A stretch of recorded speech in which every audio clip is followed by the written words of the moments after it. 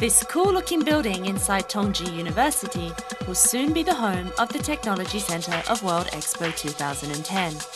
In the years to come, innovative technology related to the event will be on display.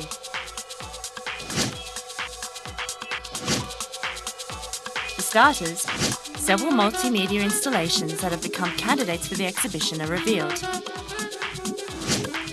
The brainchild of these installations is Alexander Brandt, who turns out to be a familiar face, as he also created the interactive works featuring Beijing opera masks, which we introduced in a previous episode.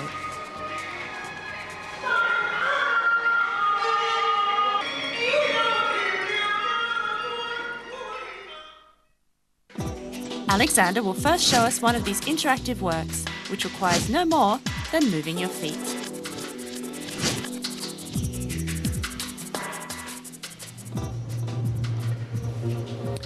This is the entrance to the Science Temple. It gives the public the possibility to make some kind of a super fast travel from space directly to Shanghai, from Shanghai to Tongji Daxue, and finally to this building.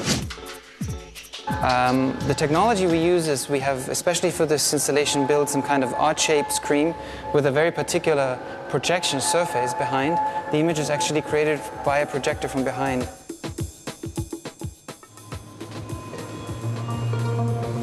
You can also interact with the screen image by moving your hand back and forth. What the public does not know is that this entire space is actually brightly lit with infrared light. A camera which is sensitive to infrared light will track the user's movement on this track. That is why with my hand I can sort of control this image.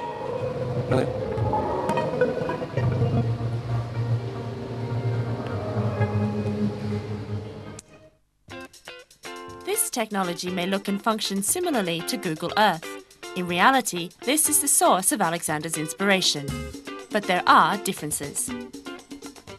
What is different here is that in terms of image resolution, we've tried to go a little step further.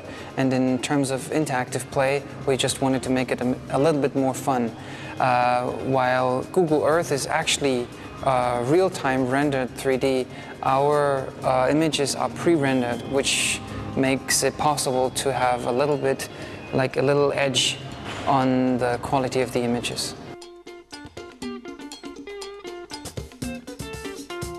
This installation is so futuristic that it reminds you of certain scenes in the movie Minority Report.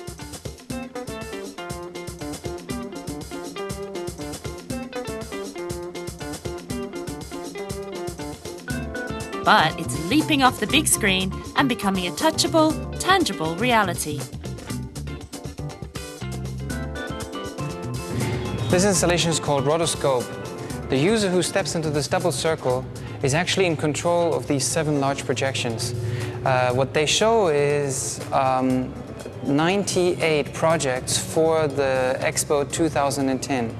The sound we hear here is not pre-recorded, but is generated live according to the user's movement.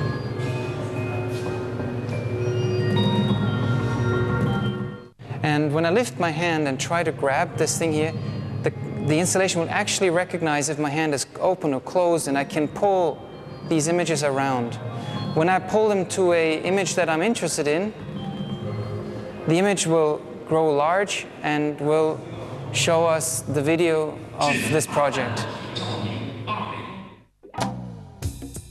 But to realize such effects is not an easy task. The biggest difficulty is to make the computer recognize the human hand and follow its movement.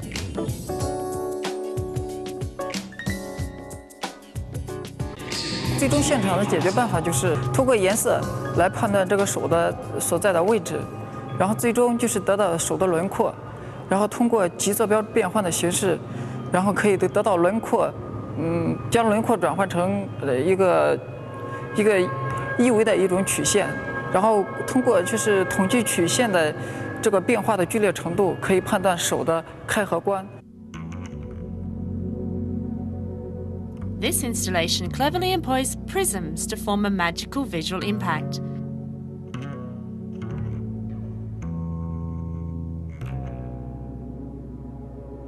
The most interesting part is this touchscreen, which might also be used as a bulletin board. You can view other people's information or write on blank ones.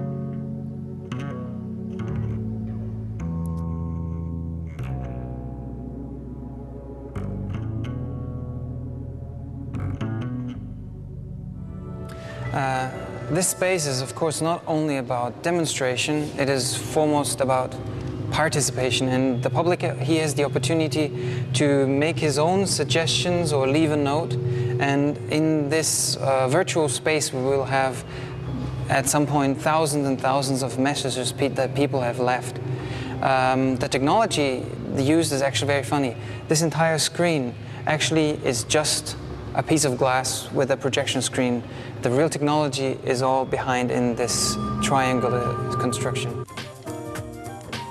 All of these multimedia technologies are knocking at the doorstep of the World Expo 2010. So be prepared. Special effects and science fiction are one step closer to your reality.